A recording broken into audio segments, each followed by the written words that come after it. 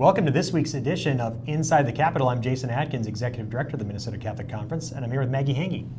Good to be with you, Jason. As always, Maggee. It's been a big week. The legislature has gotten off to a really fast start, and some bills of major importance are front and center this week. First off was a hearing on the so-called Equal Rights Amendment. Who's against equal rights, Maggee? Well, really no one's against equal rights, but we are against the so-called Equal Rights Amendment. We call it the Erosion of Rights Amendment. I testified in committee alongside many others who had concerns, but there were testifiers on both sides of the bill. We have three major concerns, and I'll just list them kind of briefly with the so-called Equal Rights Amendment. It would constitutionalize abortion up till birth and assisted reproductive options and technologies. It would constitutionalize the right to so-called gender-affirming care, and it would erode our religious liberty and put that at risk. So we outlined those concerns, and what we said during testimony was this is really an end run around the legislative process, gives the courts more jurisdiction, takes away some of the power of the legislator to really deliberate these issues and think about how they want to put them in the law, and the courts would just have the ability to decide the outcomes they want to see. So we have a lot of concerns, and we shared that during a very robust committee. So when we say a law constitutionalizes something, in other words, it puts the parameters of that law, in this case non-discrimination law, in the hands of the courts and the executive branch, and out of the hands of the legislature, where we can draw legitimate lines of distinction. Not every distinction is discrimination. Right. And as we like to say, biology is not bigotry. And so this is a really important matter for the people to decide to draw these important lines. One of the reasons that we're against it is because we already have anti-discrimination laws in state and federal law, but those are combined with accommodations for religious liberty. So we can draw reasonable distinctions and create a genuinely pluralistic environment where we can live together. One of the reasons that there has not been many cases involving anti-discrimination, especially with regard to churches and ministries, is because we have those religious liberty accommodations in the State Human Rights Act. What this constitutional amendment would do is upend all that, put it squarely in the hands of courts and the executive branch to outline and strike down so-called discriminatory policies, even ones that aren't even intended to be discriminatory, but ones that have the effect of being discriminatory. What's most perhaps troublesome is that the Equal Rights Amendment doesn't even provide protection for religion. So in a time of rising anti-religious bigotry of all types, people will not be protected specifically in this constitutional amendment from discrimination, particularly by government actors.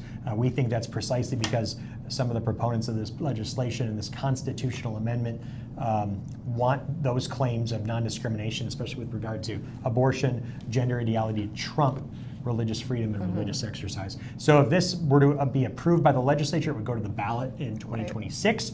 We're hopeful it will not go to the ballot this year, but vigilance is required, and we need to keep closing information gaps about what this does and what this does not do, because who's against equal rights? So it's kind of a very deceptive proposal. We need to keep talking about it. Please contact your legislators through the Catholic Advocacy Network about this troublesome proposal. Right, and the bill got sent to rules, so it could be scheduled for a floor hearing kind of at any point here. So we're just keeping all eyes on it.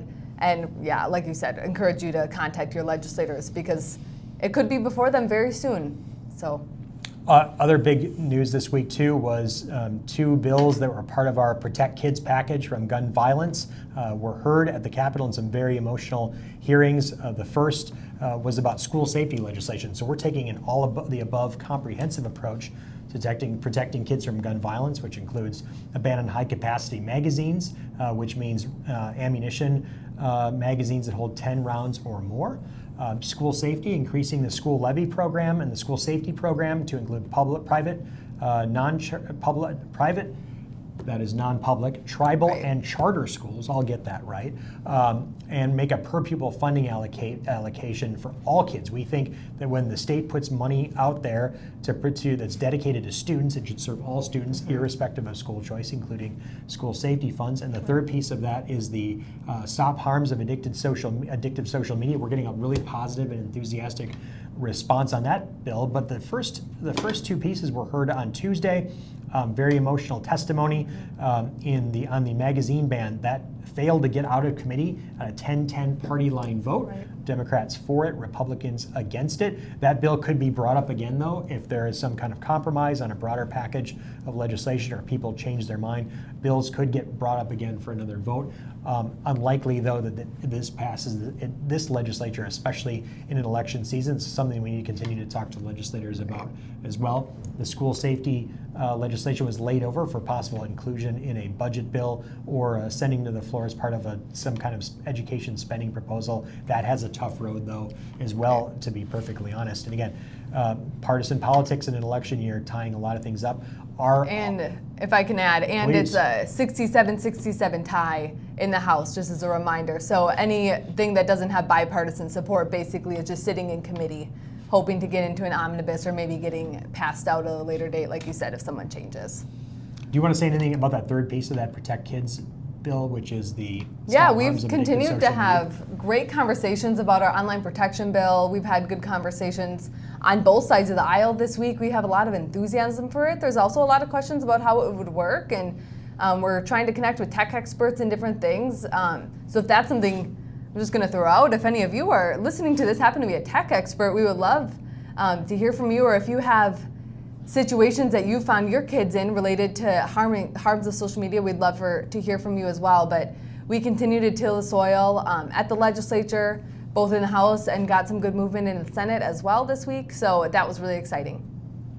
So heading into next week, it's another big week. We are barreling toward deadline. The 4 weeks in March will be the final 4 weeks before the policy bill deadline on March 27th. So especially in the House, where each party holds the gavel, one meeting per week, not a lot's going to get through. So it's a big sprint to the end here, a lot of things going on. But through all that work, we got to keep prayer and keep in prayer and stay in prayer. March 6th, Friday, adoration of the Capitol.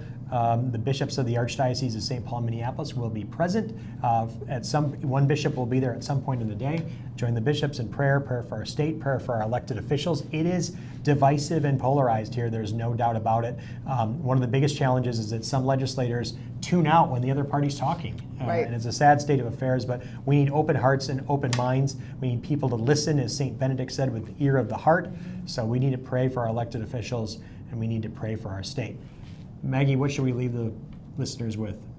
If you're not in the Catholic Advocacy Network, we just encourage you, join the Catholic Advocacy Network. We send action alerts out through that. We send newsletters and other information that's pertinent. Follow us on social media so you can hear what's going on. And we have all of our key action alerts up on our website so you can take action as well. But I think despite all the noise that you hear on social media, don't be discouraged, because there are good conversations. I know you just said, but there are good conversations happening and conversations that need to happen, and we need Catholics engaged in those conversations. Yes, never doom. So we have to be hopeful, even if sometimes we're not optimistic, but we're always realistic as well. And like, we live in a fallen world, that's a reality. And we need to be praying that hearts and minds can be open to receive the Spirit, the Holy Spirit, and be filled with grace to make the right decisions. And that legislators and all of us extend grace and mercy to one another in a really difficult time for our state. So thank you, Maggie, for all your great work at the Capitol. Thanks to our whole team at the Minnesota Catholic Conference, who works really diligently to put these videos together. John Stockman, our communications manager, is outstanding, and all of our team. For all of our team, I'm Jason Adkins, wishing you the very best. Keep us in your prayers, and we will do the same for you.